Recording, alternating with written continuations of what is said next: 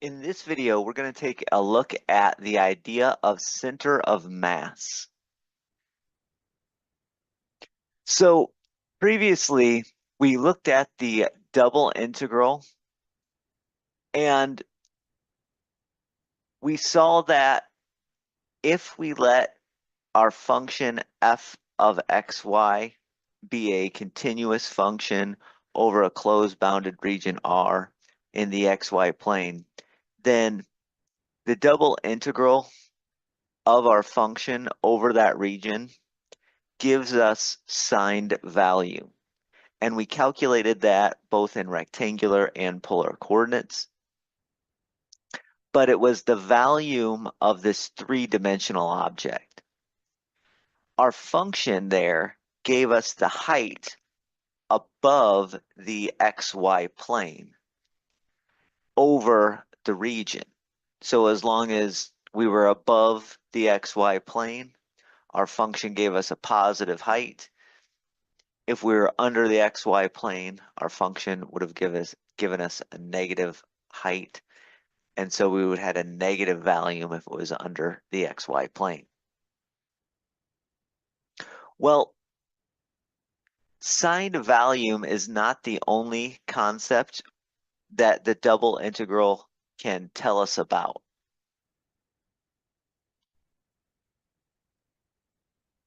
If our function turns into representing something else, like in this case, the density function, then the height of the object turns into density instead of a physical height. And then that volume turns into the mass of the object over the region R. Now, oftentimes when we do have a density function, we don't write it as f of xy, but instead we write it as lowercase delta of xy.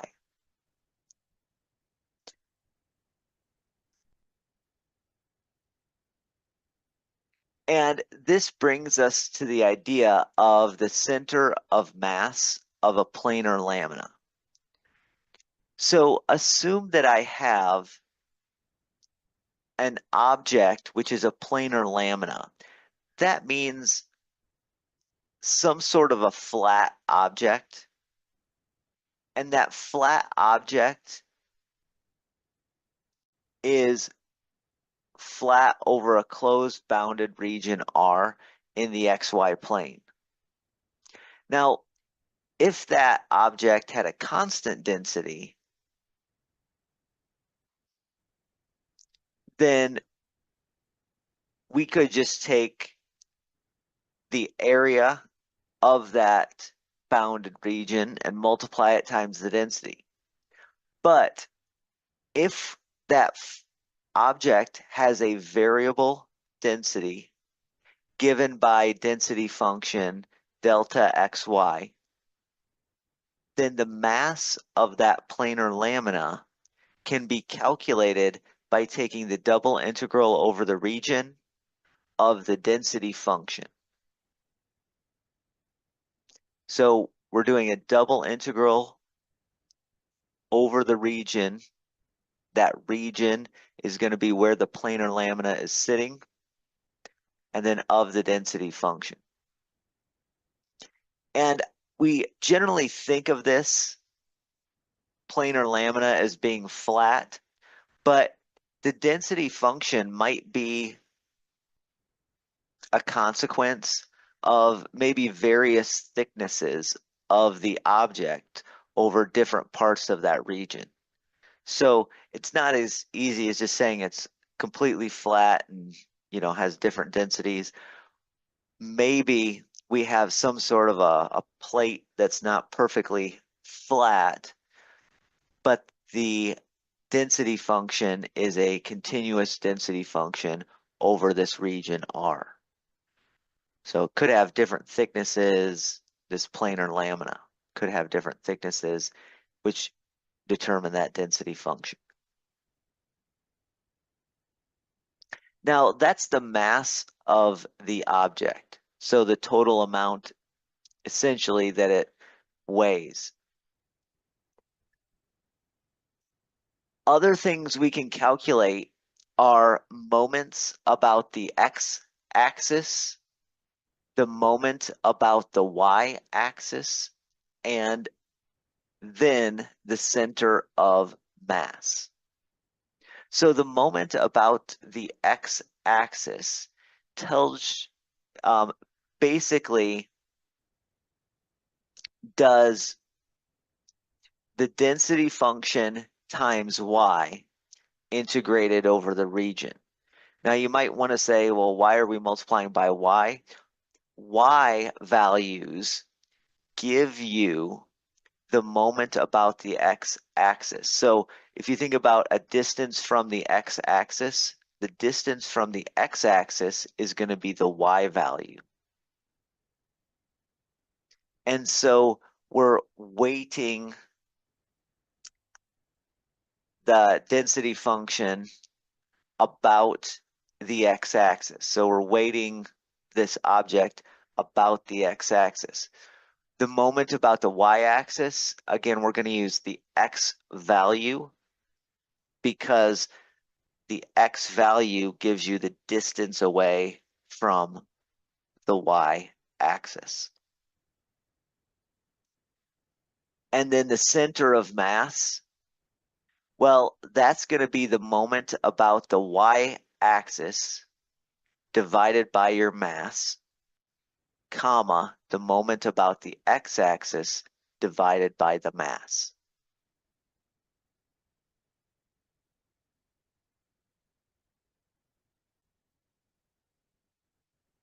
Now, I want to just explain what we're doing here. Basically, why we take that integration, why we're multiplying by x when we're talking about the distance away from the y-axis, or y when we're talking about the distance away from the x-axis. Essentially, when we do the Riemann sum, when we take the moment about, let's do the x-axis. This is the top half of an ellipse. So if I do the moment about the x-axis, what we're doing is we're taking little slices and we're seeing the weight of those little slices and we're multiplying it times the distance from the x-axis, which is a y value. So multiplying times a y value to get the distance away from the x-axis. If I take little slices, I'll take little vertical slices when I'm talking about distance away from the x-axis.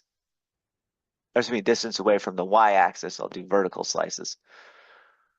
Distance away from the y-axis will give me an x value. And I take little slices, multiply those by x. That gives me sort of a weight from this y-axis. When I do slices horizontally, distance away from the x-axis will be sort of this weighted distance, and so we'll have to multiply the y value times weight of those little slices, add those all up. That gives you the moment from the x-axis. So y values give you insert a y value, that measures this sort of weighted distance from the x-axis, the weighted distance from the y-axis, you multiply times an x value because you're moving away from the x-axis one way or the other.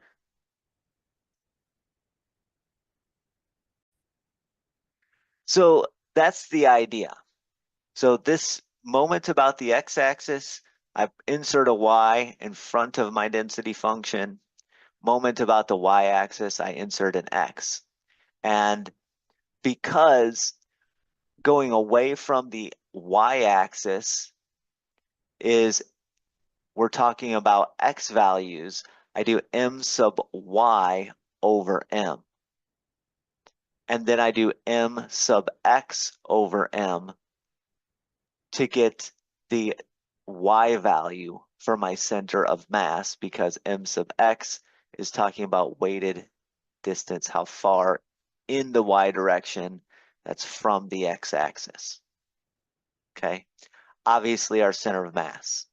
So if I have the mass and I have the moment about the x-axis and I have the moment about the y-axis, I can find the center of mass of the lamina. So this is a nice tool to use, or nice tool to have, that involves double integration. So let's take a look at an example. Let's find the mass, the moments about the axes, and the center of mass for the given density function over a given region. So the density function is 1. The planar lamina is the region bounded by y equals 6x and y equals x squared.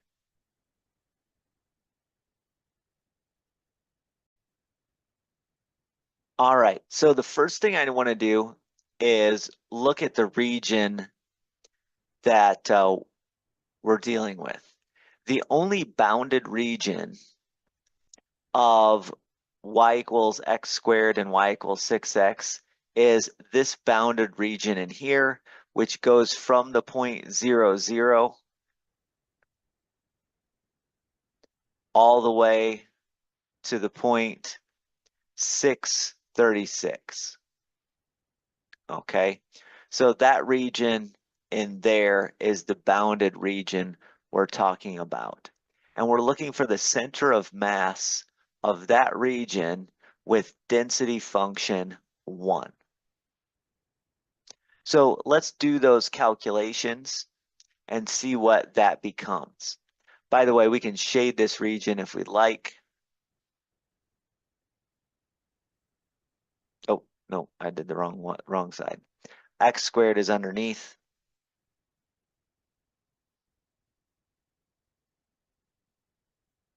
So that's the region we're looking at there. All right, so this region in here.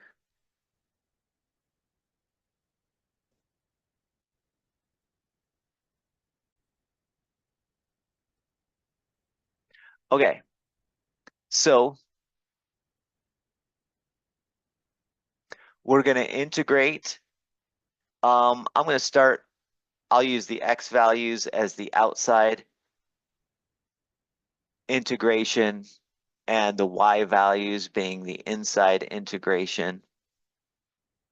So we integrate from y equals x squared to y equals 6x.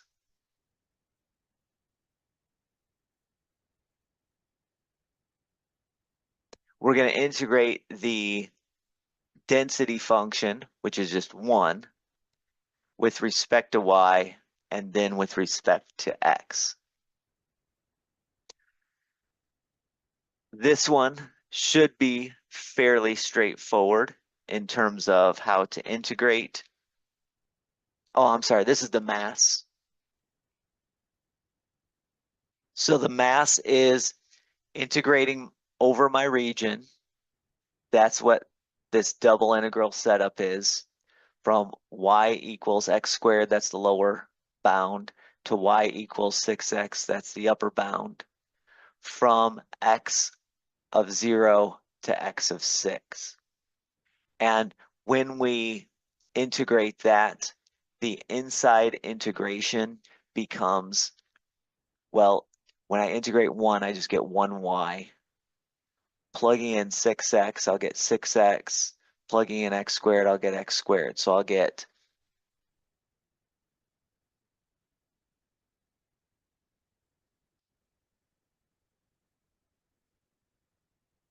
Um, that inside integration becomes 6x minus x squared. And then I'm going to integrate that with respect to x. Now, again, you can use whatever technology you like.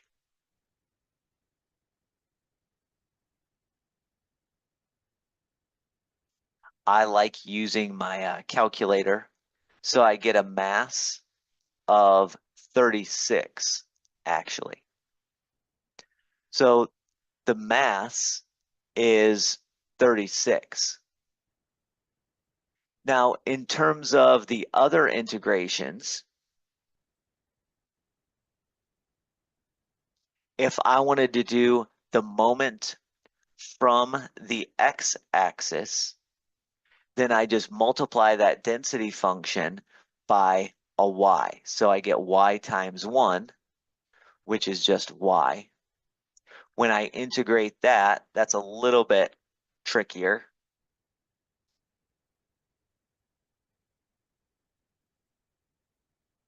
But still doable. When you integrate y, you get 1/2 y squared, or 0.5 y squared. And then when I plug in 6x, I get 0.5 times 6x squared. When I plug in x squared, I get 0.5 times x squared squared.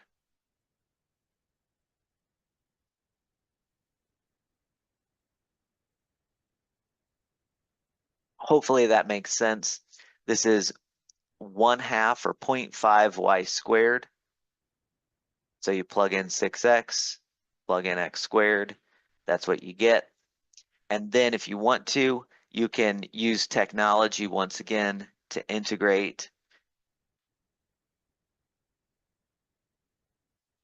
You can simplify this a little bit if you'd rather simplify.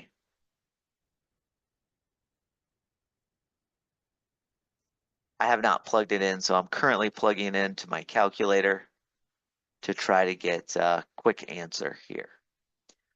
All right, so what I got is 518.4. That's the moment from the x-axis. The moment from the y-axis, all I have to do is multiply my density function by an x. Now, this is pretty straightforward because if I multiply my density function by an x, since I'm integrating with respect to y first, I can actually pull that x out front if I like. That's the same integration I originally had, but now being multiplied times x. So same integration from 0 to 6, but now x times 6x minus x squared dx. So all I mean is when I integrate 1 with respect to y from x squared to 6x, I get 6x minus x squared. Now I'm going to multiply that by x, integrate from 0 to 6.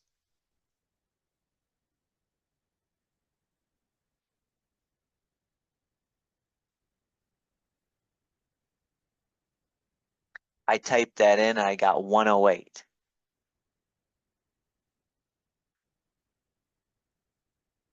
So my moment about the x-axis is 518.4. My moment about the y-axis is 108. And then therefore, the center of mass,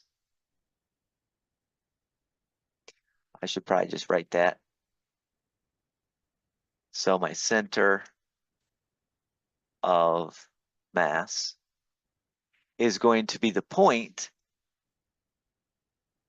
I do m sub y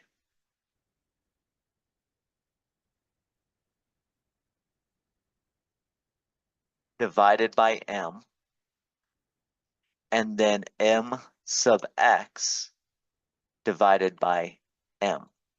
Some people use lowercase m for mass. I'm using uppercase M here. Either way is perfectly fine. But in this case, numerically, it's 108 over 36, comma, 518.4 over 36. If you take 108 over 36, you get a 3. If you take 518.4 over 36, you get a 14.4. So you get 3 comma 14.4 as your center of mass. Now, this was a constant density, so it should look like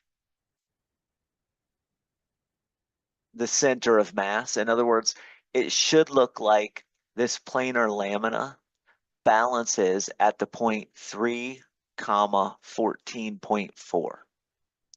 Let's take a look at that. So my planar lamina, this had constant density.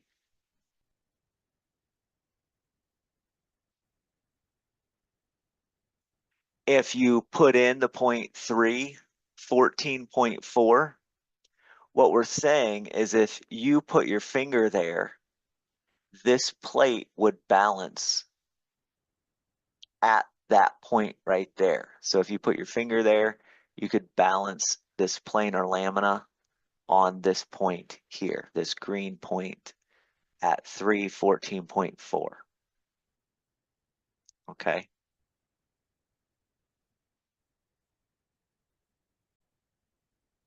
If you want to think of this in 3 dimensions, we can think of this in 3 dimensions.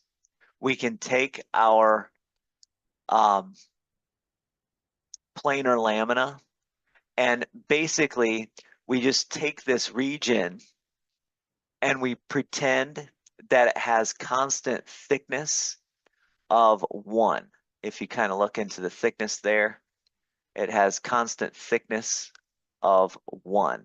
And we're asking, where could we balance a plate like this? Now, again, this is a really long plate, so it might not be very conducive to visualization, but where do we balance? Where can we put a point in which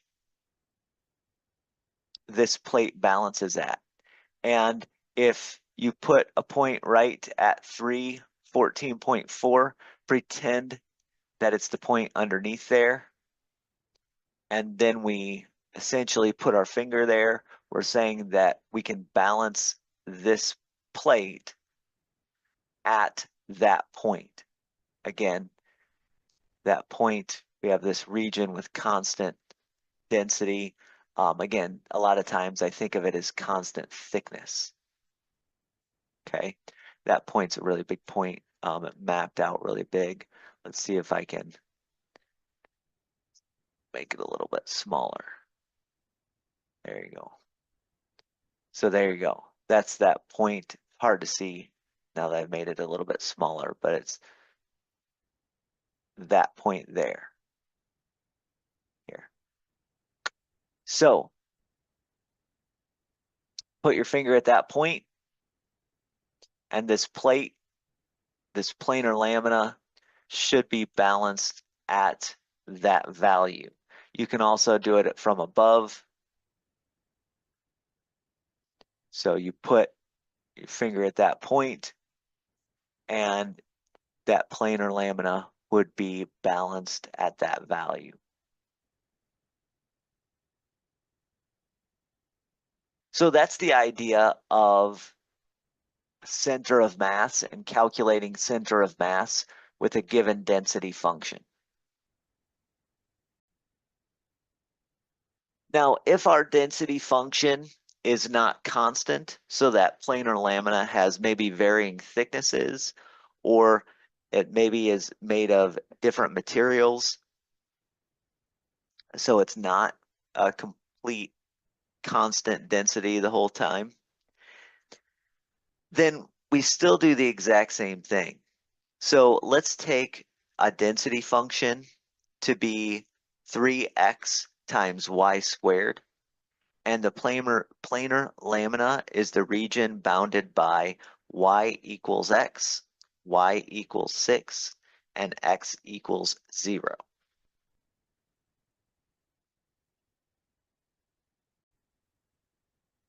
All right, so first thing, when you graph y equals x, y equals 6, and x equals 0, you get these three lines. And therefore, the only bounded region that these three lines create is this triangle right here. So in other words, the triangle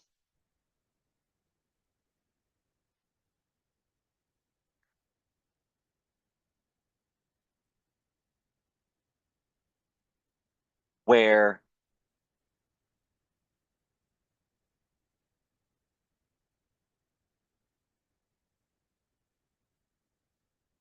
we're between y equals x and y equals 6 from 0 all the way to 6.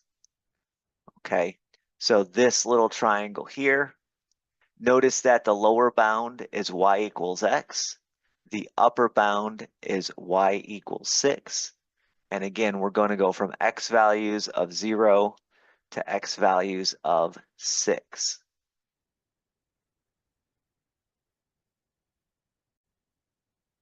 So that means when I set up my integration, I'm going to go from y equals x to y equals 6, and that's going to span from an x value of 0 to an x value of 6. Then I'm going to put in my density function only when I'm dealing with the mass. So I'm going to put in 3xy squared when I'm dealing with the mass. I'm going to do my integration with respect to y because we're going to go from y equals x to y equals 6 first. And then with respect to x, because we're going to go from x equals 0 to x equals 6 second. And the same bounds and the same integration I'll have for my moment about the x-axis and my moment about the y-axis. I'll do those in just a moment, but let's integrate with respect to y first. So if I integrate with respect to y first, I get x, y to the third, spanning from x to 6, integrated with respect to x. So we're going to integrate from 0 to 6. When I plug in a 6, I get x times 6 to the third. 6 to the third happens to be 216. So I get 216x minus, when I plug in an x, I get x times x to the third. That's x to the fourth. And I'm integrating, obviously, with respect to x.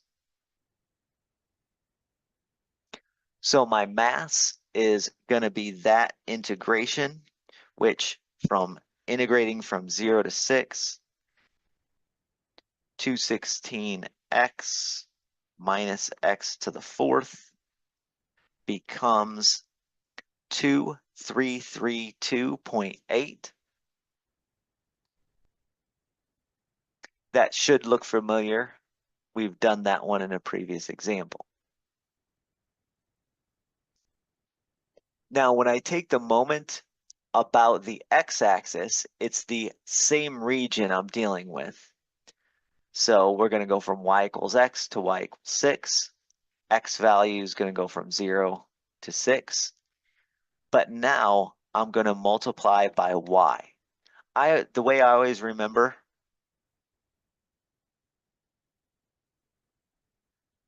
is I say what's left out. So if it's m sub x, the variable that's left out is the y when I'm in the xy plane. Now, you'll notice that if you multiply y in here, we can just raise that exponent on y from a 2 to a 3. We'll do the integration, that inside integration with respect to y first. We get 3/4 x times y to the 4th from x up to 6. That didn't type in the way I expected it to. That's better.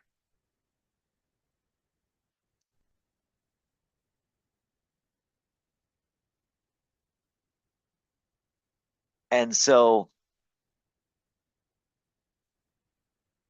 when I plug in 6, if I take 3/4 times 6 to the 4th, I get 972.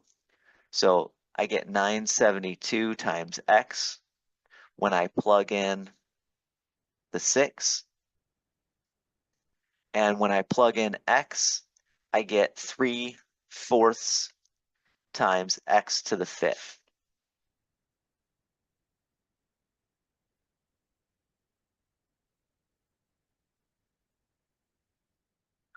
So there we go. We can do that integration using technology if we want, which I'm going to do.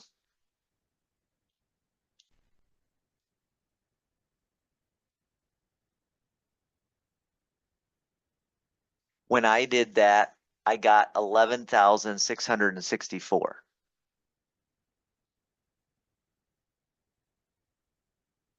That's my moment about the x-axis. My moment about the y-axis, same region, so bounds are exactly the same.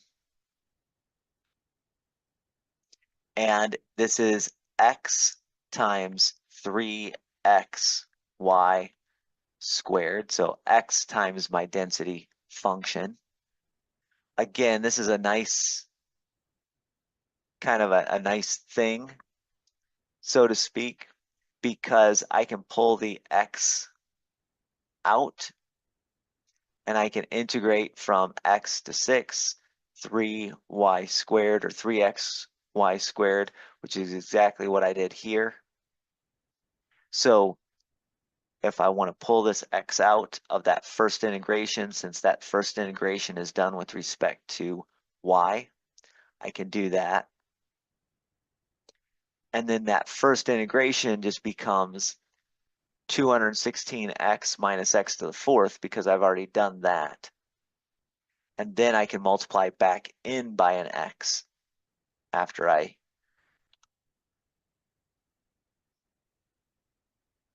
integrate. So in other words, I'm going to have x times 216x minus x to the 4th.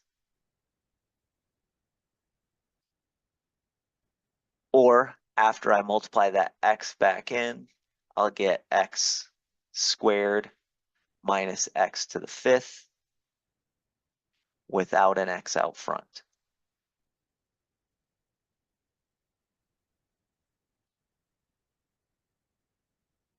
So that's the idea in that case.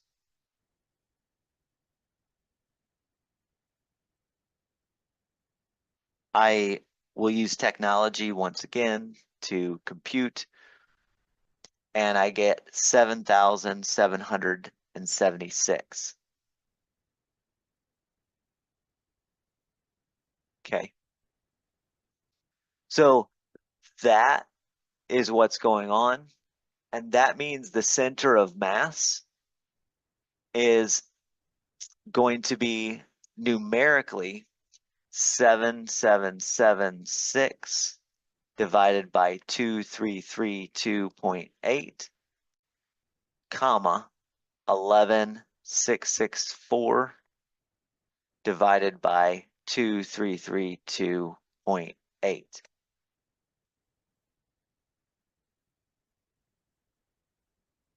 I'm not sure if numerically this gets any too much better. That first value is 3 1/3.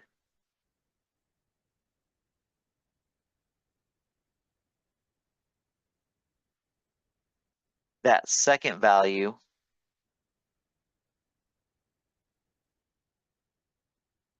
is 5. So you get basically 3.33 comma 5 when you do this integration. Now, this one won't be as visually intuitive because our density function is not constant.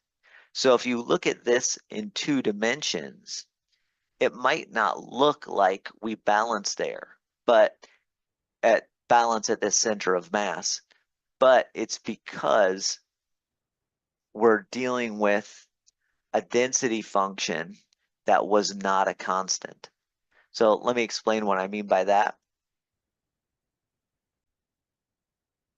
So if I graph this, you would think that the point of balance would be here, and it would be if we had constant density, but we don't have constant density. We have a density function of 3xy squared, so it has to shift over so that it balanced because this object was denser as y squared went up and was also denser as you moved along the x-axis. So it's heavier, this object is heavier in the upper right region than it is in the lower left region. So our center of mass had to shift to about 3.33 comma 5. Okay.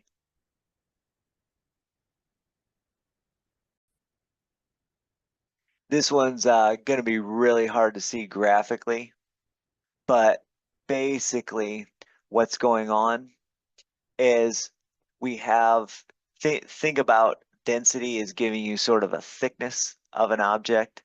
This isn't a perfect representation, but we have this triangular shape and our point of center of mass is about right here.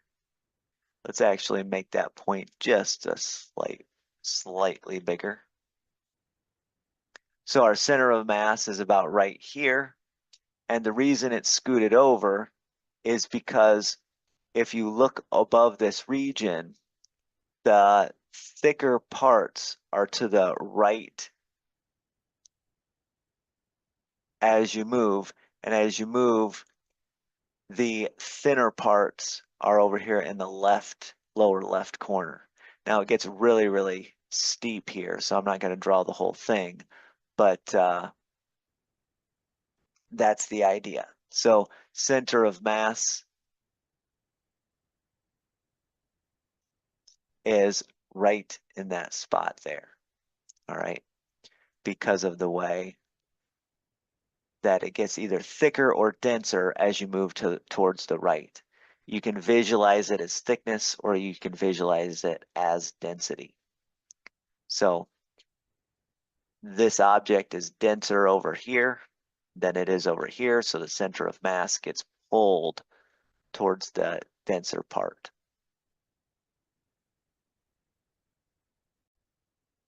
Hopefully that all makes sense and Again, the drawings aren't a perfect drawing by any means, but it often does help to look at some drawings.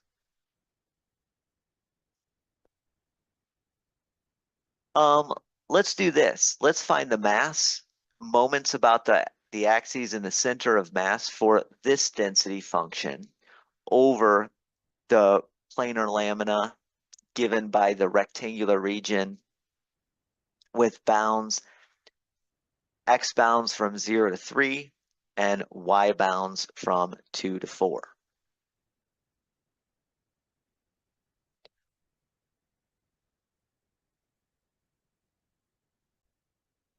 Hopefully this one is pretty straightforward. Since we're dealing with a rectangular region, it doesn't matter what order I integrate in. I can integrate with respect to y, then with respect to x, or vice versa with respect to x and then with respect to y. But we're going to integrate. If we do y first, y bounds are going to go from 2 to 4. X bounds are going to go from 0 to 3. And then my density function is going to be 5x plus 8y. When I do that moment about the x-axis, again, the same bounds, 2 to 4, 0 to 3, and then I'm going to integrate y times 5x plus 8y. And if I do the moment about the y-axis, same bounds, integrate with respect to y from 2 to 4, integrate with respect to x from 0 to 3, and then it's going to be x times my density function,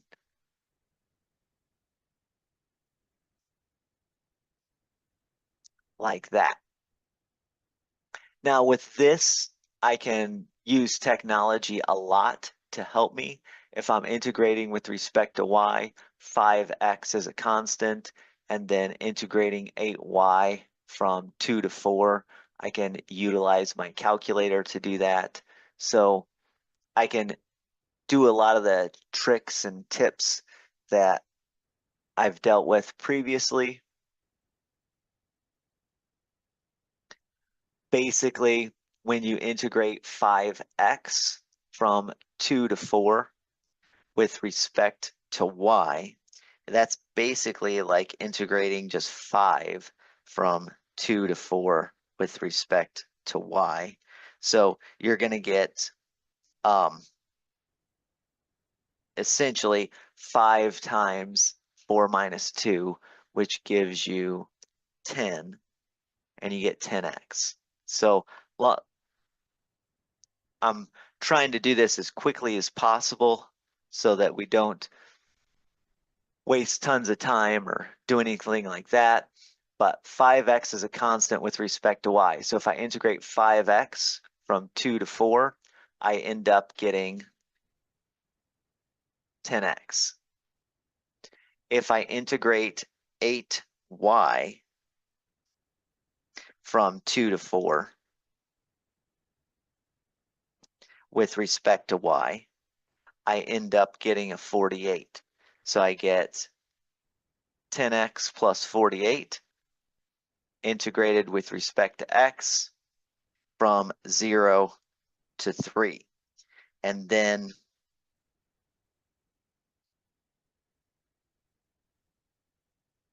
that becomes a negative. Oh, I'm sorry. I mistyped something. I apologize. That becomes a positive 189. There you go. I knew I'd mistyped something. So we end up getting a 189 for the mass. In a similar way, we can sort of shortcut my moment about the x-axis by distributing this y in. So I get 5x times y and then plus 8y squared.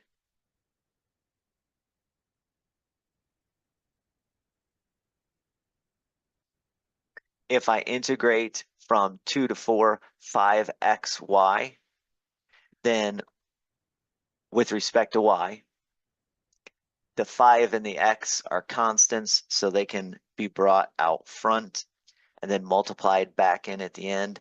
Actually, let's just bring the x out front for now.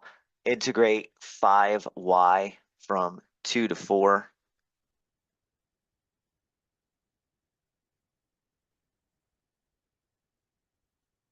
You'll get, so if I integrate 5y from 2 to 4, I'll end up getting 30.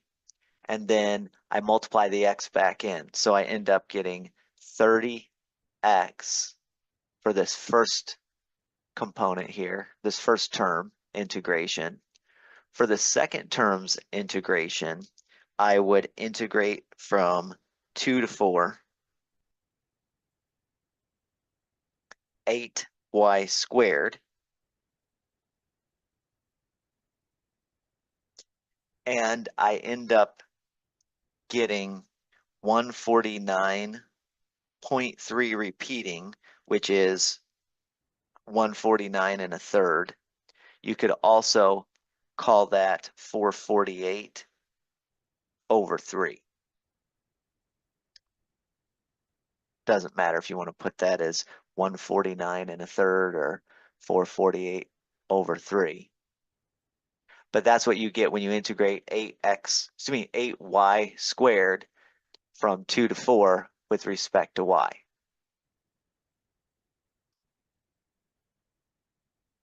And then finally, we can integrate from 0 to 3, integrate the function 30x plus 448 over 3. I end up getting 583 when I did that.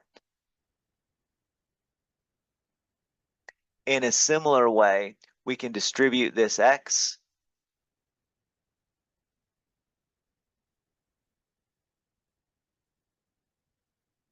and we can integrate with respect to y.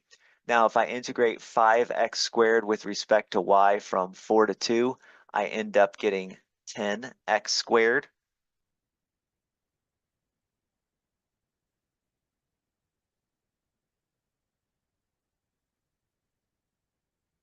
If I integrate 8y times x from 4 to 2, again, the x is just a constant. I can pull that out front. Integrating 8y gives me 48, so I get 48x.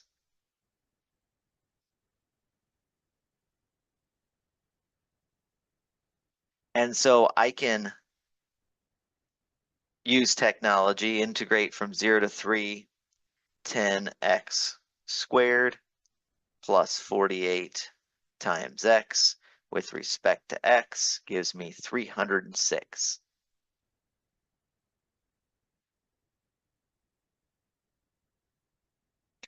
Hopefully I didn't make any mistakes there. Using technology, as long as I didn't make any mistakes, I can say that my center of mass is 306 over 189, comma, 583 over 189.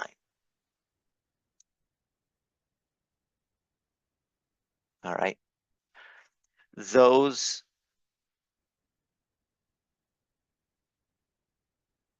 are not really nice fractions to deal with,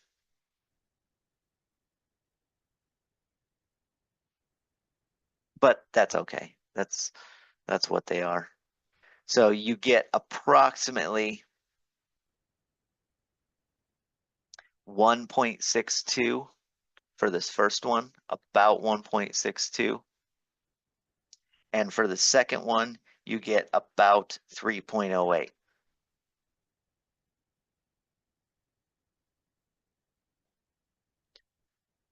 So there you go. That's the point that is the center of mass. Again, the planar lamina is just a rectangular region, so it's pretty straightforward of kind of what that would look like. Hopefully that makes sense. And we see that the center of mass is not the exact center of the rectangle. The exact center would be 1.5, comma 3. But because we're weighted a little bit different with this density function, we're getting a little above 1.5 and a little above 3 as the center of mass of the rectangle. That was a weird update there. So that's the idea.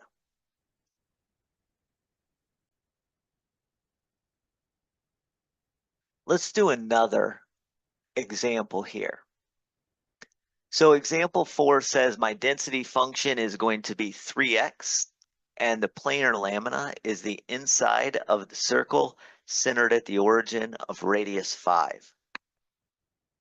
So it's the region inside x squared plus y squared equals 25. Density function is 3x. So let's go ahead and calculate in this scenario.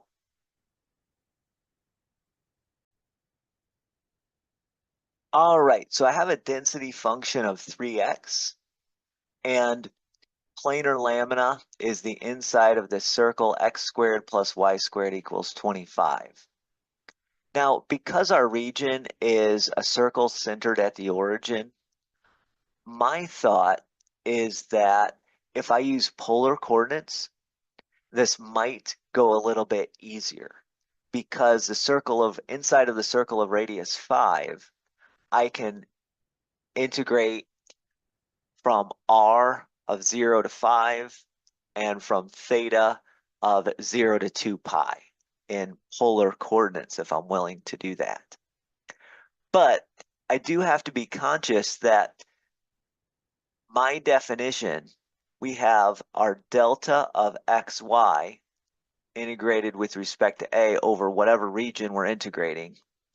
So when I replace the 3x, or replace the delta with 3x, if I'm going to use polar coordinates, that x needs to change to an r times cosine of theta. And don't forget the dA changes not to dr d theta, but to r times dr d theta. So be careful about doing that. Okay, the r is going to go from, like I said, 0 to 5. The theta goes from 0 to 2 pi, and that's my setup. Okay. Now, if I integrate with respect to r, this cosine of theta is a constant, so I can pull it out front. And then I'm just integrating 3r squared. I'm going to multiply this r times that other r with respect to r from 0 to 5. So the integration is a pretty easy integration from 0 to 5.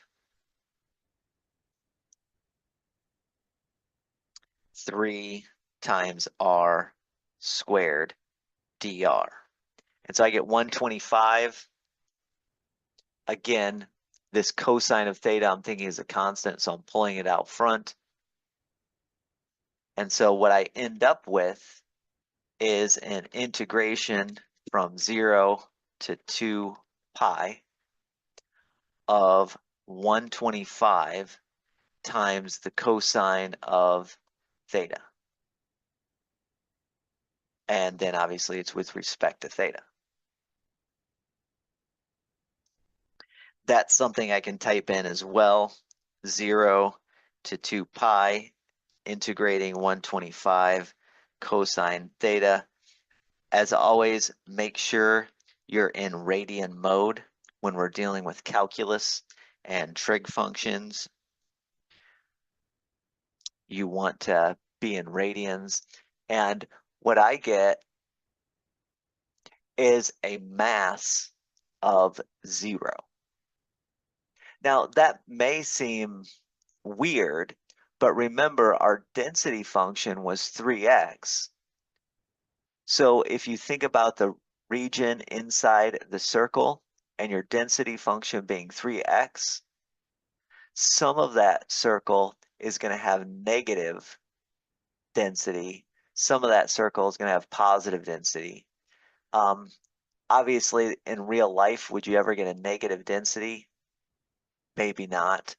But in this case, in this theoretical case, if this is the density function, then the mass would be 0 because some of it is some of it is negative, some of it is positive. So it kind of cancels each other out. Now, in terms of the moment about the x-axis, if we are doing this, remember the moment about the x-axis, we're going to go y times our density function integrated with respect to area. If I change that to polar, what I end up with is integrating from r from 0 to 5, and then theta from 0 to 2 pi again. If I do y, that is r times sine of theta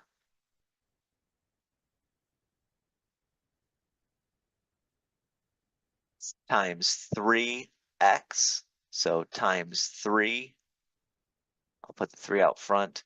The x is going to be r times cosine of theta. And then the dA, remember, changes to r dr d theta. So all of this stuff here is y times 3x times my dA. And again, my dA changes to r dr d theta. So if you look at this, I get r to the third power, r times r times r,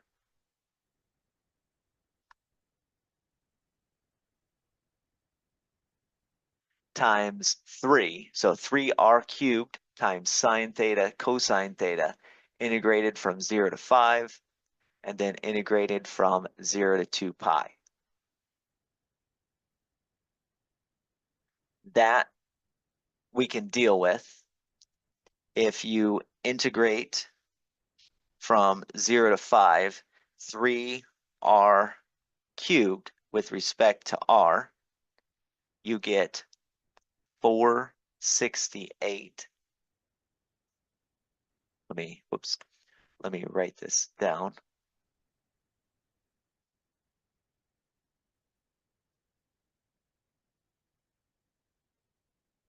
So I ended up getting 468.75. And that's when I pulled out the sine theta, cosine theta out front, because those are constants with respect to r. So 468.5 sine theta times cosine theta.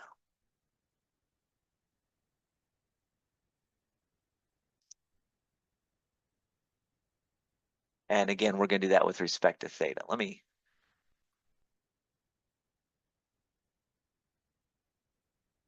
put parentheses around that theta just to make sure we know it's inside of the sine.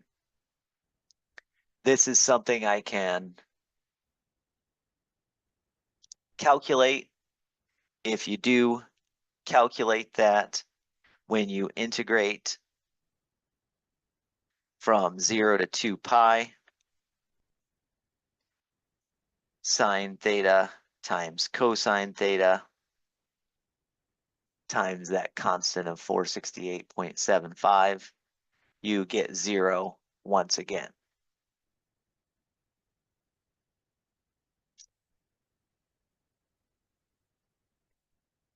Now, in terms of the moment about the y-axis, we do x times our density function.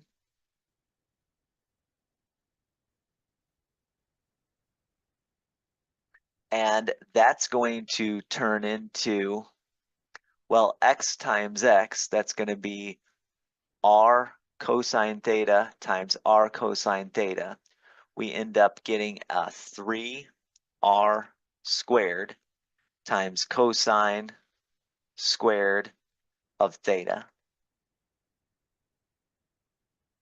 The dA turns into an r dr d theta. I'll pull that r out front.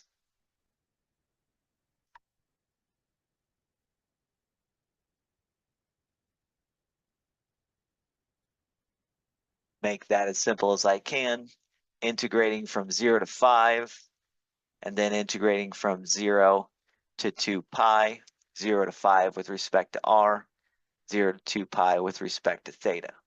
Notice I didn't write bounds here when I'm just dealing with x's and y's, but once I convert to polar coordinates, I wrote some bounds. Okay. So what would we get here? Actually, let me just,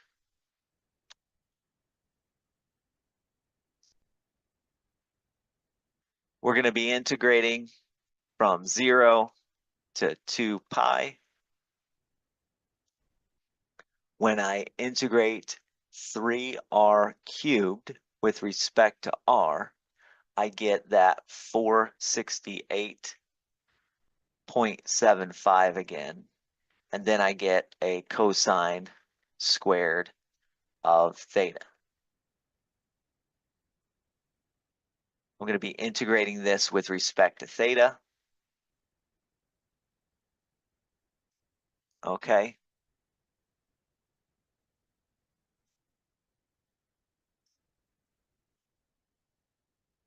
And if you do that,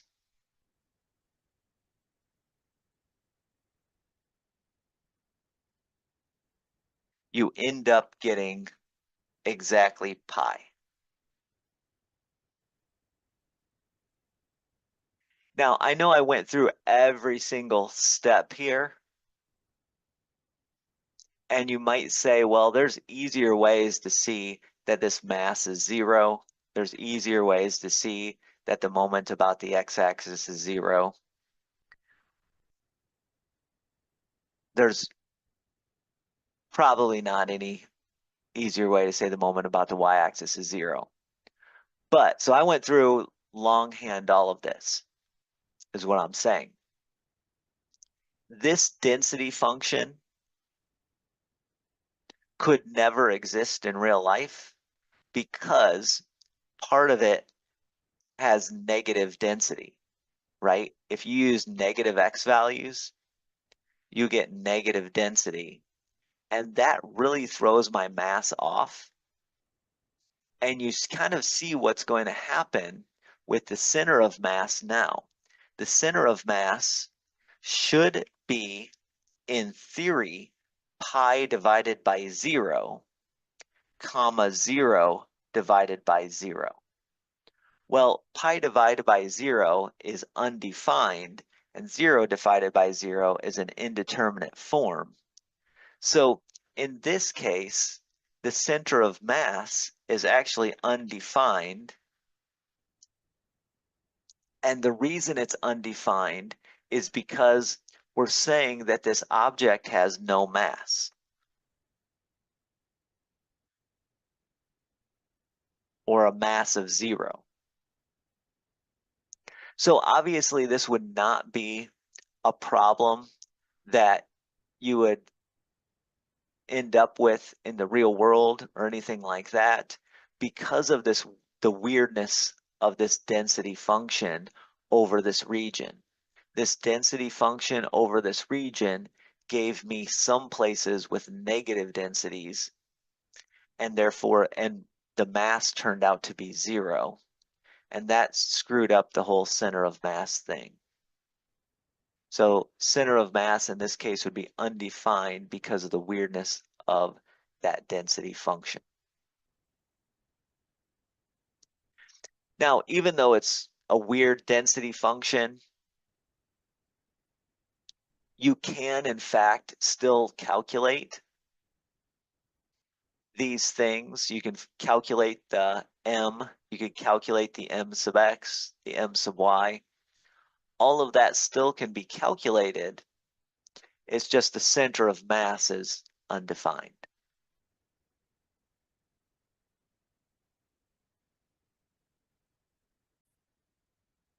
So let's check out another example. This is example 5. It says find all those things. The planar lamina is the region bounded by y equals 9 and y equals x squared in the first quadrant. Notice we have the same density function here. However, if we are in this region, it turns out the density function is always positive in that region. So we are perfectly fine with this density function in this region because I get positive densities. In the previous example, I got negative densities because it was the entire circle, and that threw that mass off. Didn't throw it off as in incorrect calculations. It just made it impractical as a real world example. But in this case, we have the same density function, but because our region is a bit nicer, we will be able to find the mass, the center of mass, all the moments, and get understandable answers. So our density function is 3x. We're bounded by the region y, or in the bounded region, bounded by y equals 9, y equals x squared in the first quadrant. So if we graph the region in the xy plane, or the two-dimensional, we're looking at this shaded region. We're bounded by y equals x squared, that's the parabola, y equals 9, that's the horizontal line, and we're in the first quadrant, so we have to take the right-hand side of that region, or the area to the right of x equals 0. So you'll notice that lower bound is y equals x squared, upper bound is y equals 9, and we're going to go from 0 up to 3, from x equals 0 up to x equals 3.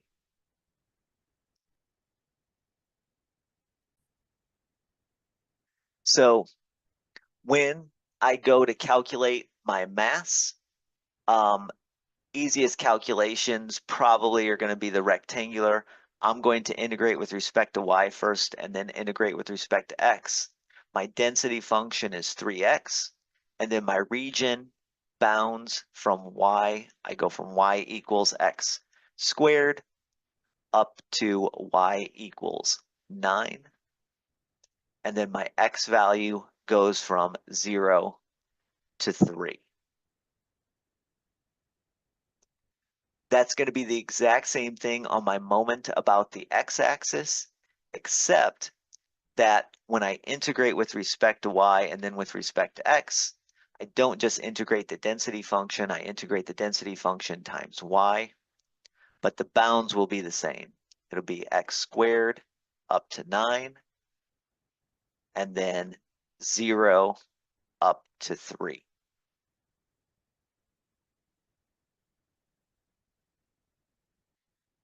My moment about the y-axis, again, bounds are all going to be the same, but I'm going to integrate x times the density function. with respect to x and then with respect to y. Oops. Again, that was from last time. So that's the idea. And we can go and integrate these individually.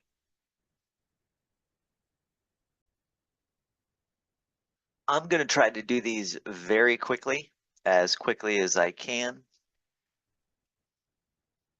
And so I've already done some of the calculations. When you integrate 3x with respect to y from 9 to x squared, the 3x is a constant that pulls out. You just get 9 minus x squared. And we're integrating that with respect to x. And when you do that, I got a mass of 60.75.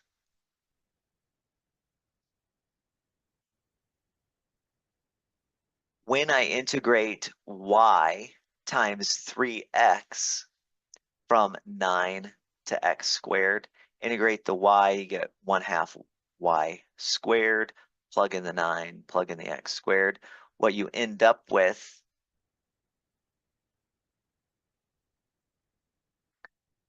is you get, I'm going to write it this way, 3/2 times x multiplied times 81 minus x to the 4th integrated with respect to x. So you integrate that, the 3x comes out, you get 1/2. I can pull the 1/2 out, and that's what I get.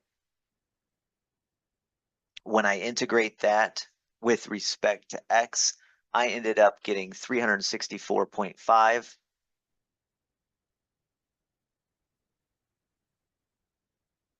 My moment about the y-axis, well,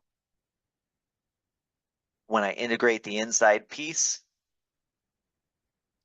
I get 3x squared, that's just a constant, times 9 minus x squared,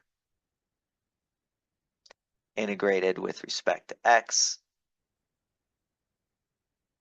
which is 97.2. So that whole thing is integrated with respect to x. And I know I didn't write parentheses around this entire function when I integrated with respect to x, but that's what it is.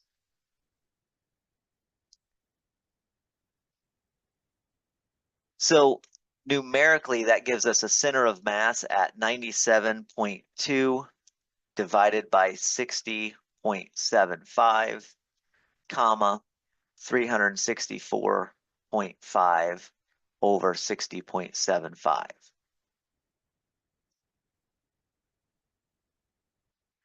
And if you look at 97.2 divided by 60.75, you get about a 1.6. And if you look at 364.5 divided by 60.75, you get 6. So 1.6 comma 6 is what we're getting there for my center of mass. Okay?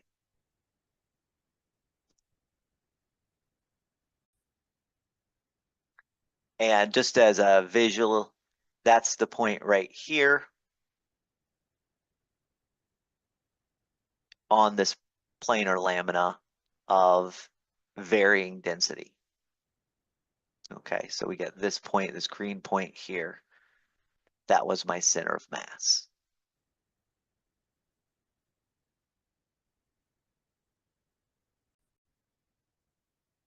Let's take a look at example 6 now. In example 6, we want to find the mass, the moments about the axis, and the center of mass for this density function. That's the constant density function, density of xy equals 5.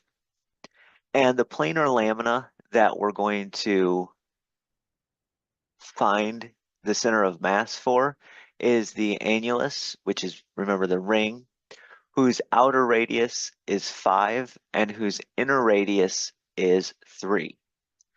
Now, we're going to look at the part of that ring which is just in the first and fourth quadrants. So this density function over the annulus.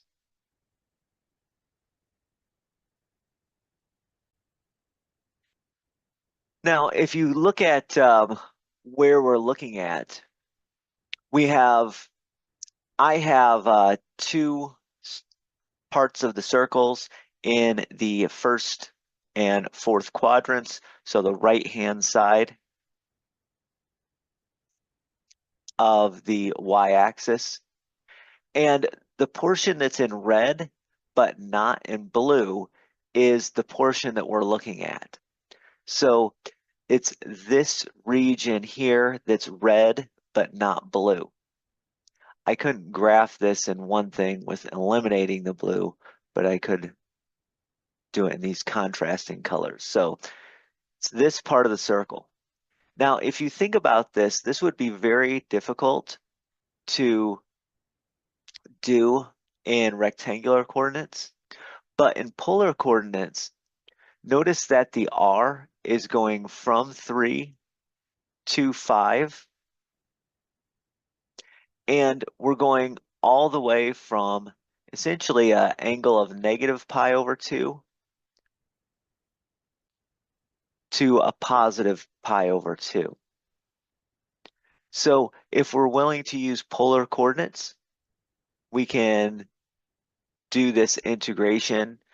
When I say this integration, I mean the integration to find mass and the moments about the x and y axis fairly straightforwardly. Again, R here is going from 3 to 5, and the angle theta is going from negative pi over 2 to positive pi over 2.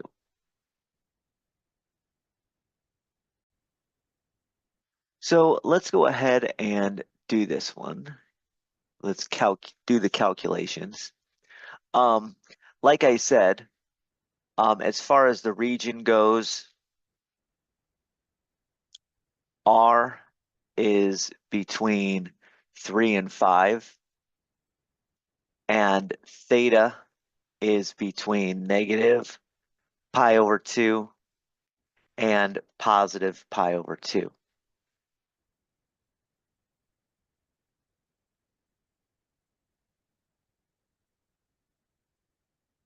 Okay, so that's the idea. So when we go to integrate this, the delta, that's the constant function of 5, so I'm going to put that in there. If I'm integrating with respect to polar coordinates, my dA becomes r dr d theta. So r dr d theta. My bounds, my bounds on r are, like I said, going from 3 to 5, and my bounds on theta are going from negative pi over 2 to positive pi over 2. So that's what's happening. The moment about the x-axis, we'll multiply y by that. The moment about the y-axis, we'll multiply x by that. We'll do that in a second. Let's actually finish this one first. So here's what we got. We're obviously going to do the interior integration first. When you integrate from 3 to 5, integrating 5r with respect to r, you get a 40. So this is going to be, this whole inner integration just becomes 40. And then if you integrate 40 from negative pi over 2 to positive pi over 2, you end up with just 40 times pi.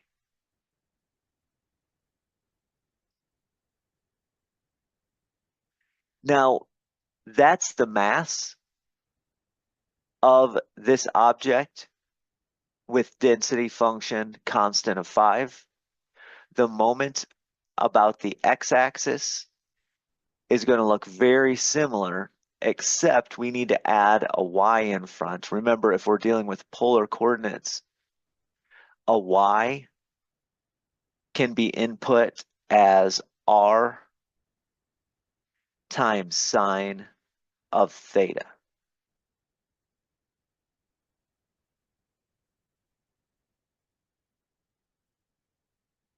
So this is going to be 5r times r. I could rewrite that as 5r squared times sine of theta. Sine of theta is constant with respect to r. So what I'm going to do, I'm going to pull the sine of theta out front of this integration. It's a definite integral. And I'm going to calculate this here. So integrating 5r squared with respect to r from 3 to 5 becomes 163 and a third, which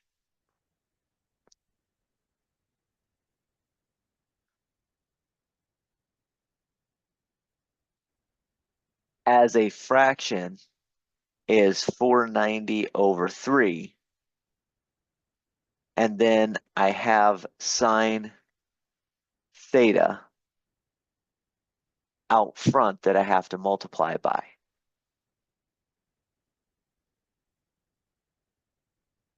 Now, if I integrate that, if I integrate from negative pi over 2 to a positive pi over 2, sine of theta, d theta, times any constant is going to give me 0. So I end up with a 0 there. That's the consequence of sine. Integrating sine, we get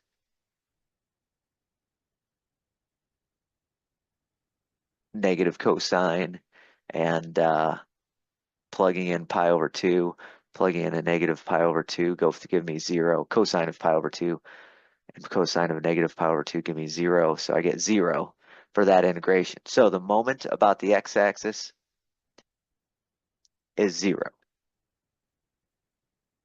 Now we can do a very similar thing with the moment about the y-axis. It's going to turn out different as far as numerically goes, but we need to input in x. So what we're going to input here is an r times cosine of theta. That's what I mean by inputting in x. Once again, I'm going to pull out that cosine out in front. And then r times r is going to be an r squared.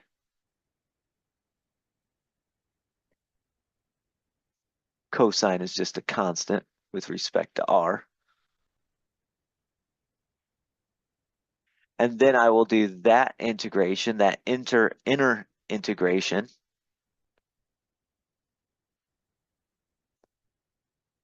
That inner integration becomes, well, it's the exact same integration here we had here, so 490 over 3. So I get 490 over 3, this time times cosine of theta.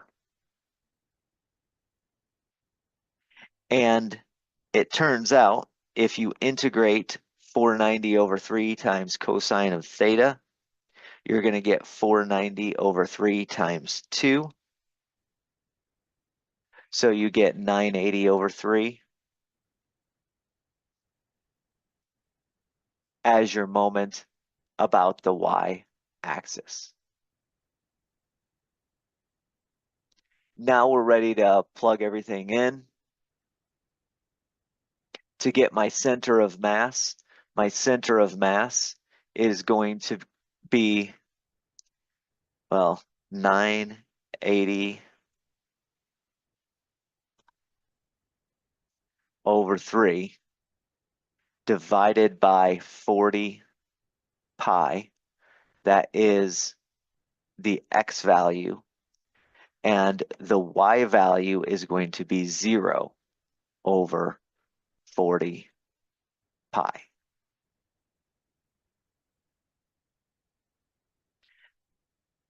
(980 over 3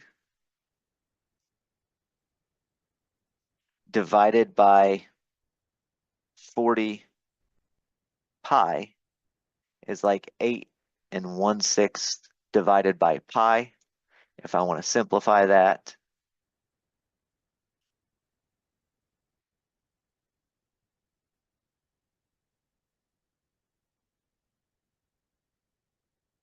And then 0 divided by 40 pi is just 0.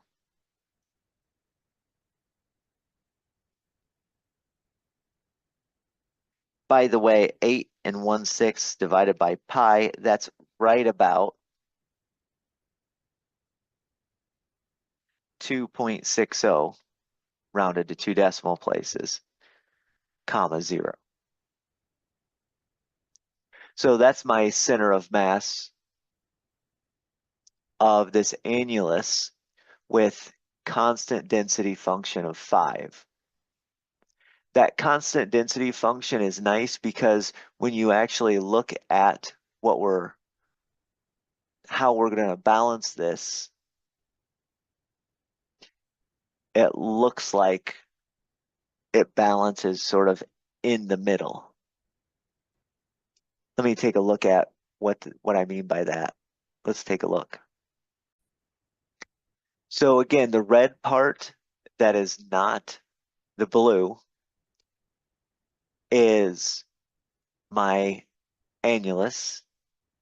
Constant density function means either the constant thickness of 5, if you want to think of it like that, or that all of the material is made out of the same substance. And we're saying it balances at this point. Notice that this point is not actually on the planar lamina. It's not on the planar lamina because we have this shape which kind of curves around.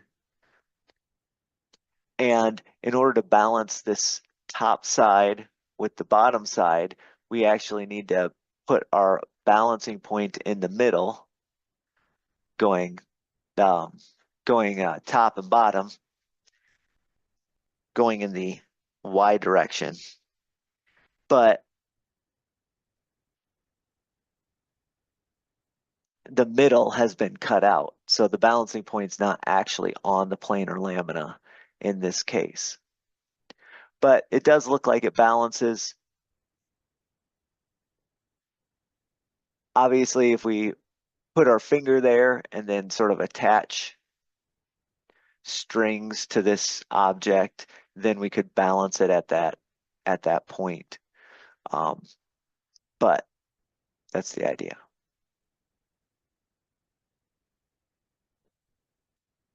So there it is.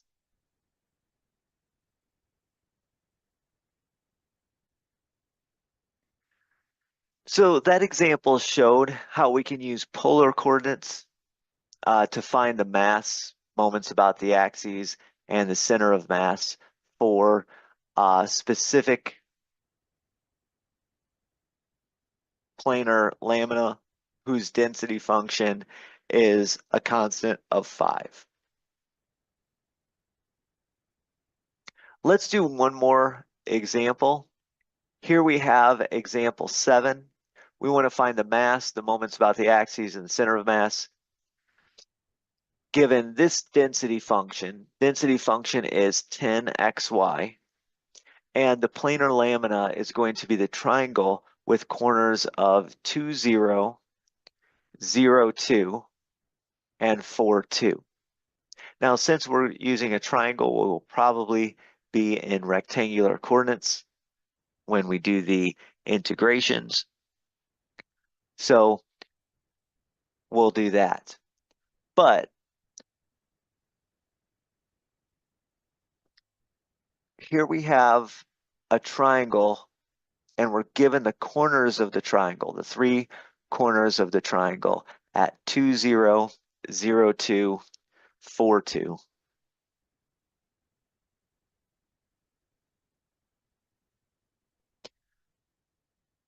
We have to find the region and then appropriately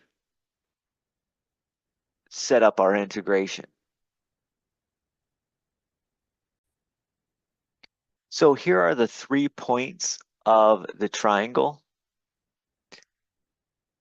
And if you want to connect points, so we're going to connect points with lines, then we're going to have to use the line, well, connecting 0, 2 and 4, 2 is the line y equals 2.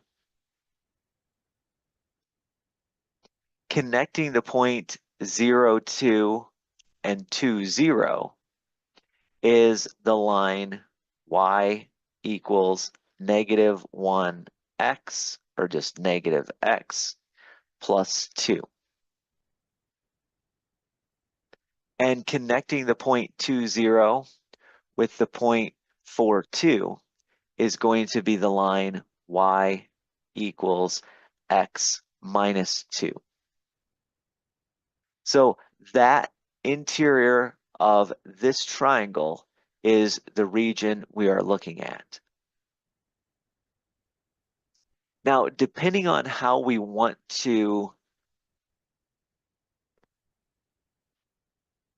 set this up, I can actually set this up in a couple of different ways. I can set my integration up in a couple of different ways. If I want to integrate with respect to y first, and then with respect to x, then I have to break this region up into 2 pieces. Because if I'm going along the x direction, from x equals 0 to x equals 2, the region is bounded by these 2 lines, the blue and the green. But once I get past 2 and go all the way to 4, then the region is bounded by these 2 lines, the blue and the black. So if I want to do integration with respect to y first, and then with respect to x, basically I'm going to have to do an integration from 0 to 2, and then another integration from 2 to 4 because of my 2 regions. So I'm going to do that integration with when I calculate mass, and then I will show you the other integration.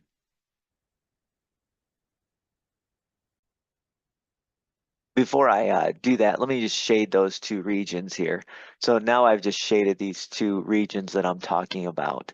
So the total triangle, I'm breaking up into a first region, which is this one that I've shaded in purple, and a second region, the one I've shaded in orange.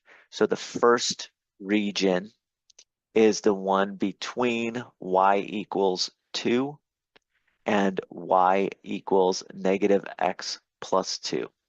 The second region is the one between y equals 2 and y equals x minus 2. y equals 2 is the top in both cases, the top boundary.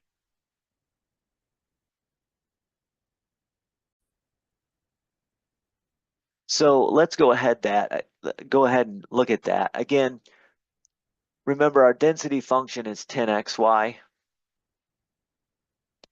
The bounds I've written here, those are the lines.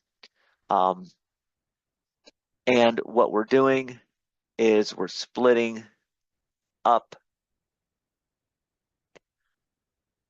our one region into two separate regions, and then we're going to integrate both, add them both up, and that will give me the total mass.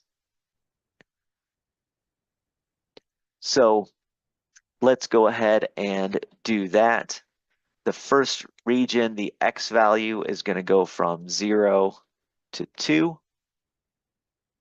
Now, the y values, we're going to go from y equals negative x plus 2. And for right now,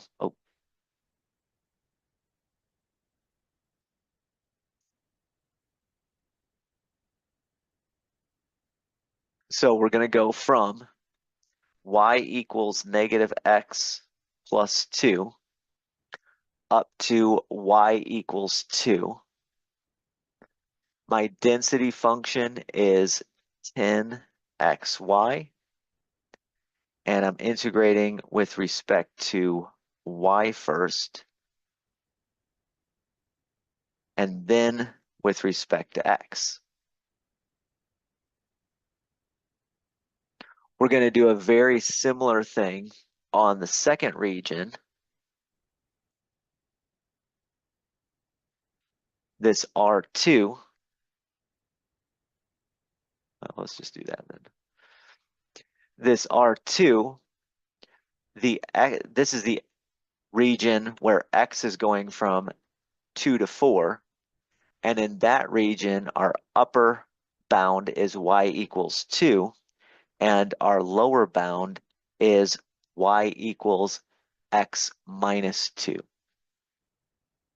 Our density function is 10xy, and we're integrating obviously with respect to y first, and then with respect to x.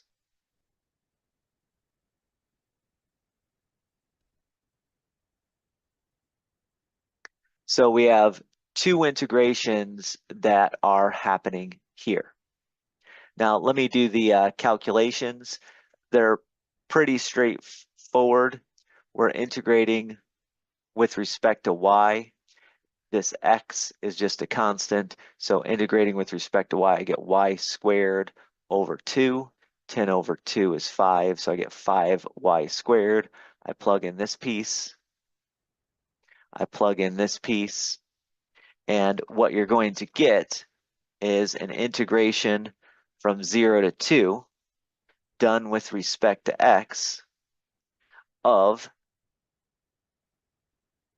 well, 5x times y squared. When I plug in 2, I get 5x times 2 squared.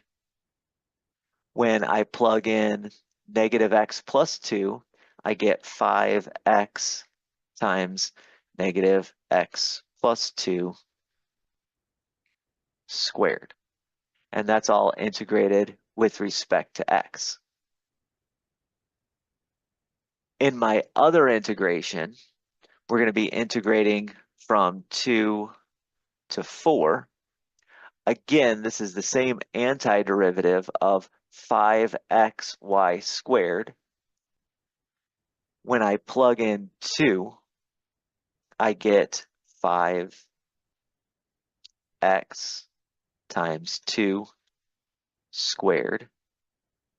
And then subtract.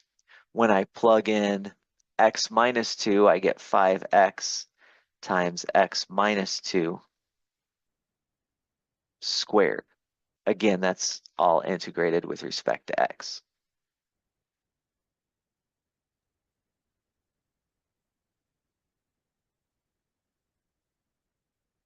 Now we can expand this out.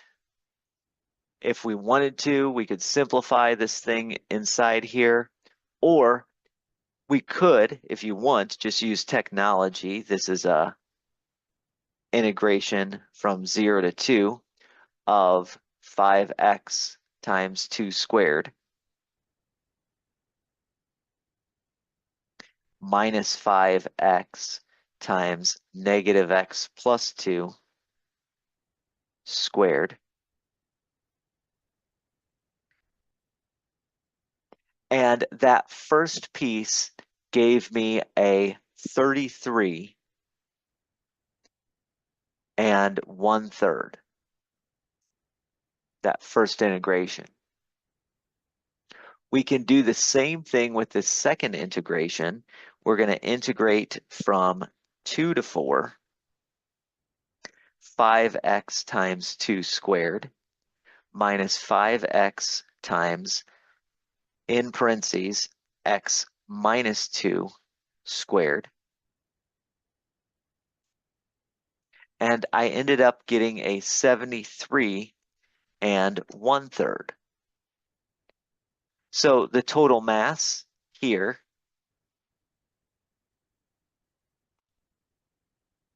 is 106 and 2/3.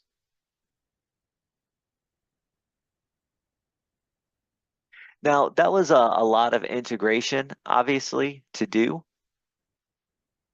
and that was perfectly fine. The reason that was a lot of integration was because I broke it up into two regions. I broke that triangle up into two parts. Now, you can do that for your moment about the x-axis and your moment about the y-axis as well.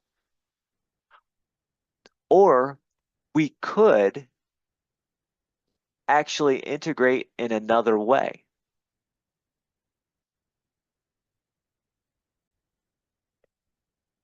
So let's think about this. I integrated with respect to y first, and then with respect to x. The interior was the y, so we were going essentially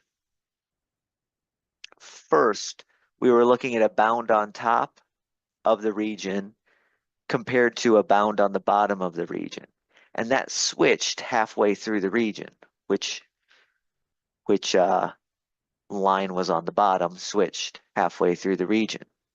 However, if we're willing to traverse this by moving left and right first, you can, and then as you do this, you're moving up and down.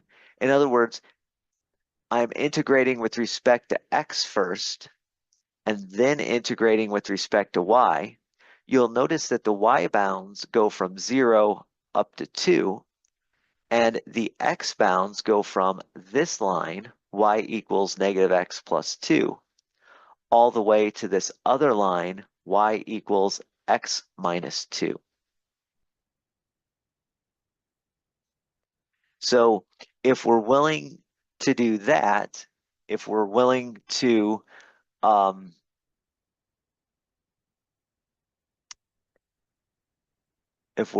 do that, then we can do this in one integration.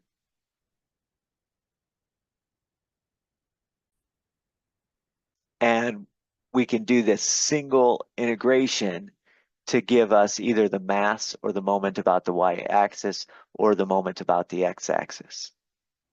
Now I'm going to set it up for mass. I'm not going to do the calculations because it comes out exactly the same, but I will do the calculations for the moment about the y-axis and the moment about the x-axis using this single integration where I integrate with respect to x first and then with respect to y.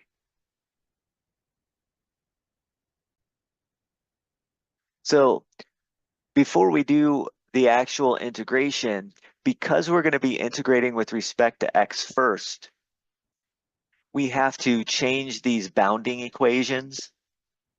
Y equals 2, that's not going to change anything. But on this one, if I want to solve for x, I'm going to get x x is equal to y plus 2.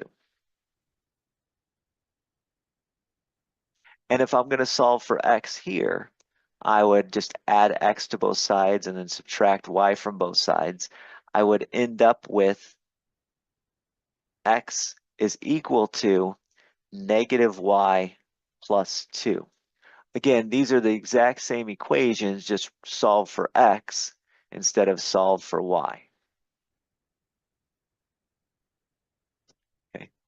So if I wanted to calculate my mass that way, I could have integrated with respect to y going from 0 to 2.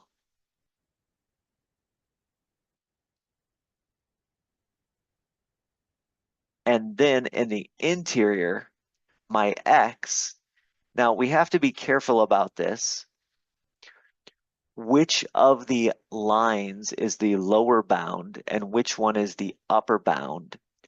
In this case, the line that was on the left-hand side of the triangle is the lower bound, and the line on the right-hand side of the triangle was the upper bound.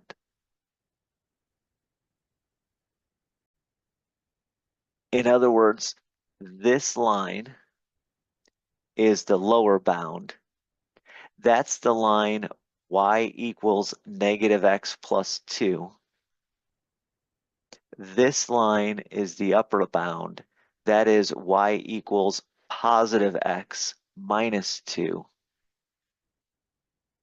So when we put all that stuff in, I have to realize I'm going from lower bound of the left line to the upper bound of the right line. And that's how I do my integration.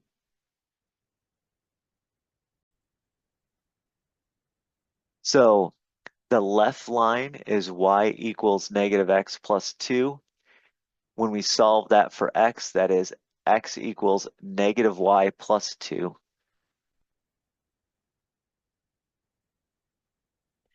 And the upper line is y equals x minus 2, which is solve for x is x equals y plus 2. And we're integrating 10x y, our density function, with respect to x in that case. So our interior integration is done with respect to x. Our exterior integration is done with respect to y. And that is a single region that I could integrate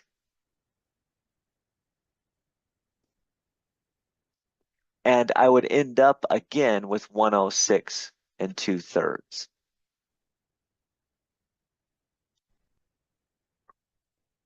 I'm not going to do the whole task of integrating this way because we've already integrated this other way, but you can check this on your own if you'd like. Just check, do the integration, and see that you do in fact get 106 and 2/3. However, I am going to use that single integration for the region for my moment about the x-axis and my moment about the y-axis. But remember, my moment about the x-axis, I have to multiply by a y value. So we're going to do y times that. And my moment about the y-axis, I have to multiply by an x value. So I'm going to do x times my density function on the inside. Let's go ahead and integrate here. The 10x will stay inside the integration, but I can pull out a y squared in this case. When I integrate 10x with respect to x, I end up with, so I'm integrating this piece here. So integrate the interior piece. So I'm integrating that interior piece from negative y plus 2 to positive y plus 2.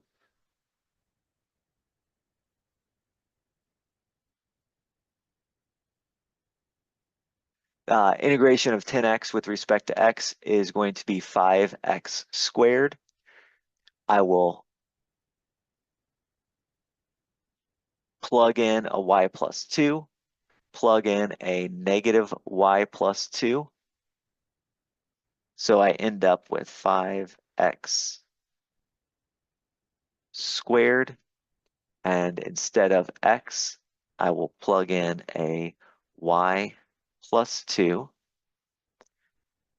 and then subtract 5x squared, where I plug in a negative y plus 2. And then that's all gonna, that whole thing is multiplied times y squared. This thing looks pretty ugly, but I can actually use technology. I can use most calculators, most graphing calculators will be able to integrate that. When I integrate that from 0 to 2, y squared times the quantity 5y plus 2 squared minus 5 times negative y plus 2 squared. Took me longer to type it in than it does to actually calculate. I get 160. Okay. In a similar manner, I can take this integration when I do my moment about the y-axis. And here x times x is x squared. If I want, I can pull a single y out front.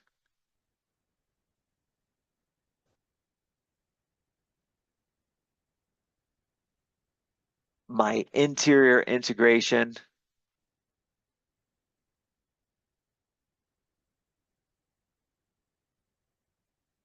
is something that I can calculate in a fairly straightforward manner, hopefully. When we integrate 10x squared, I get 10 thirds x to the third.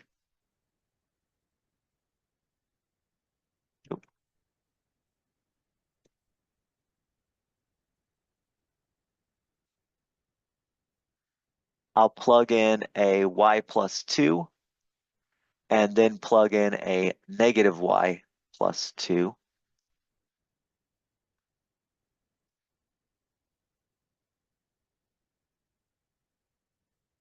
So plug in a y plus 2 into the first x, subtract what you get when you plug in a negative y plus 2 into that second x, and then integrate the whole thing with respect to y. Again, I'll utilize some technology to make my life a little bit easier there. So integrating from 0 to 2, I got to type this in. I haven't typed this in yet. So I could, if I wanted to, pull out a 10 thirds y, or factor out 10 thirds if I wanted to. And then we got y plus 2 squared minus negative y plus 2 squared.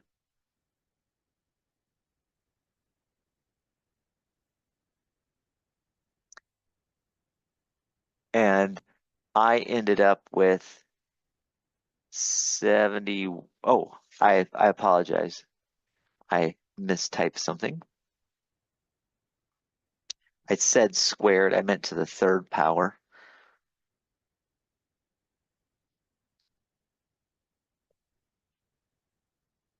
So I apologize. So y plus 2 to the third, negative y plus 2 to the third.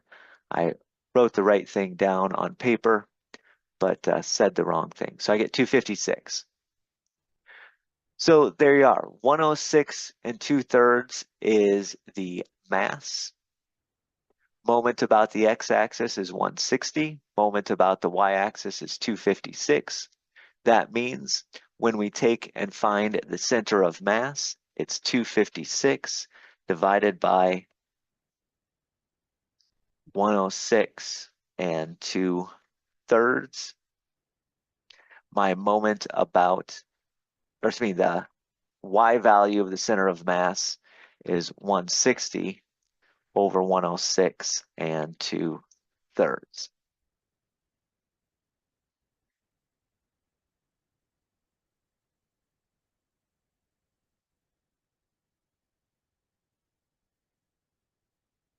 Now this looks ugly right now, but it actually simplifies pretty nicely. Um, this is, as a decimal, 2.4.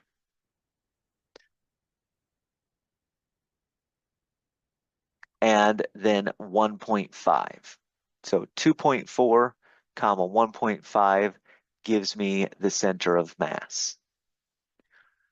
Again, this is the center of mass of the triangle whose density function is 10xy. So that means as you move up and to the right on this triangle, it's going to be denser, or you can think of it as thicker. But that's the calculations. If you want to do all of the calculations with two separate regions by integrating with respect to y and then integrating with respect to x, you can do that. Or if you want to do all of the calculations with one integration where I integrate with respect to x and then integrate with respect to y, I can do that. So there it is. Now let me just graph this real quick.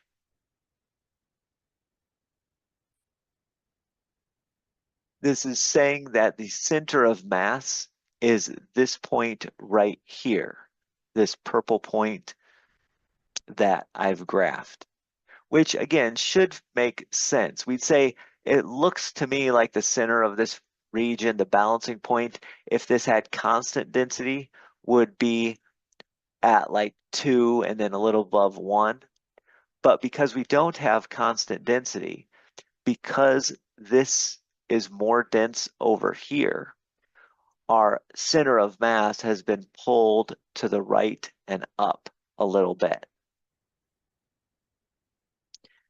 So due to the density function of 10xy, saying that this is heavier, we can assume that we've pulled up and to the right, pulled that point up and to the right.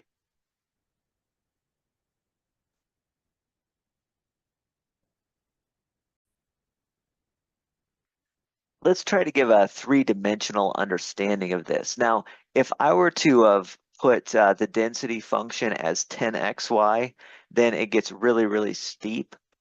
So instead of using a coefficient of 10,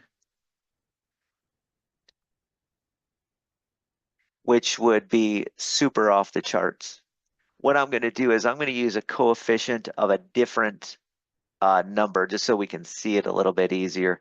I'm going to use 1/10. Okay. So as you can see, our triangular region, that's what we're integrating over. And the density of this object can be viewed as sort of a height or is it as a Z? So this object is, as we're moving along in the X direction and in the Y direction, it's getting more dense, or think of it as more thick visually. And so what's happening is that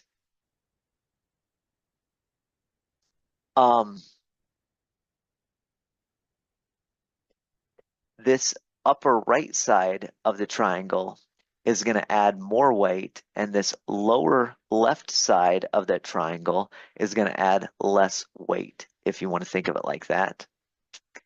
And then it balances at this point, this 2.4, 1.5 point. Let me actually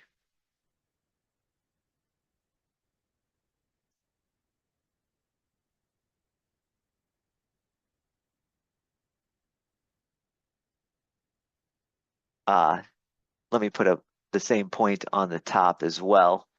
That would be 2.4, 1.5, and then I believe 0.36. Yeah. So that's the point on the top if you want to look at it from the top down. So think about a short little line going through here, and that's where it balances. So that's kind of what's going on. That's the best way that I know how to draw it, is to visualize density as a thickness. And the balancing point, the center of mass, again, if it were constant thickness, if this triangle had constant thickness, it'd be somewhere in the middle here. But because it's thicker over here, as we move up in the X direction and up in the Y direction, thicker over here, then that point is going to get skewed to the right. And that is the center of mass of this object. Hopefully that all makes sense.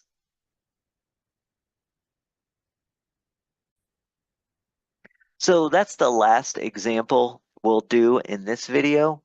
Obviously, we had a lot of different techniques, like breaking our region into two parts, using polar coordinates. We saw that in one instance, the density function was sort of nonsensical because it ended up with negative densities, and that threw everything off. And we did some basic calculations as well. But it all came down to this. We were calculating the mass, which is a double integration over the region of our density function with respect to whatever area we're over.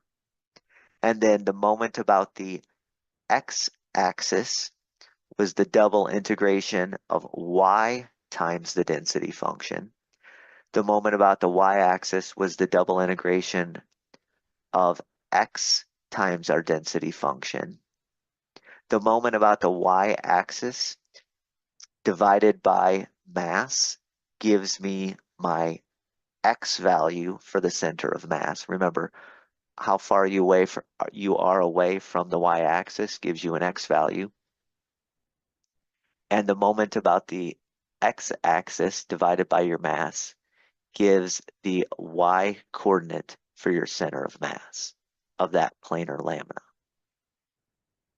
So that's the idea of center of mass and how that is calculated. So that ends this video.